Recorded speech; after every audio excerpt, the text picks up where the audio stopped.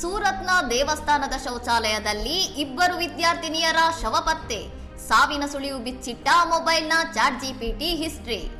ಕಾಲೇಜಿಗೆ ಹೋಗಿದ್ದ ರೋಶ್ನಿ ಮತ್ತು ಜೋಶ್ನಾ ಎಂಬ ಇಬ್ಬರು ಆಪ್ತ ಸ್ನೇಹಿತೆಯರು ನಾಪತ್ತೆಯಾದ ಹಿನ್ನೆಲೆಯಲ್ಲಿ ಪೊಲೀಸರು ಮೊಬೈಲ್ ಟವರ್ ಲೊಕೇಶನ್ ಆಧರಿಸಿ ಹುಡುಕಾಟ ನಡೆಸಿದ್ದರು. ಸ್ವಾಮಿನಾರಾಯಣ ದೇವಸ್ಥಾನದ ಸಿಸಿಟಿವಿ ದೃಶ್ಯಗಳನ್ನು ಪರಿಶೀಲಿಸಿದಾಗ ಯುವತಿಯರು ಶೌಚಾಲಯಕ್ಕೆ ತೆರಳಿ ಮರಳಿ ಬಾರದಿರುವುದು ಪತ್ತೆಯಾಯಿತು. ಪೊಲೀಸರು ಬಾಗಿಲು ಮುರಿದು ನೋಡಿದಾಗ ಇಬ್ಬರ ಶವ ಪತ್ತೆಯಾಗಿದೆ.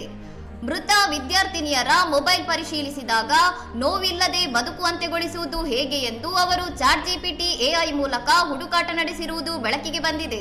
ಅರಿವಳಿಕೆ ಮದ್ದಿನ ಅತಿಯಾದ ಸೇವನೆಯಿಂದ ಸಾವು ಸಂಭವಿಸಿದ ವರದಿಗಳ ಸ್ಕ್ರೀನ್ ಶಾಟ್ಗಳು ಮೊಬೈಲ್ನಲ್ಲಿ ಪತ್ತೆಯಾಗಿದ್ದು, ಶವದ ಪಕ್ಕದಲ್ಲೇ ಅರಿವಳಿಕೆ ಮದ್ದಿನ ಸಿರಿಂಜ್ಗಳು ಪತ್ತೆಯಾಗಿವೆ.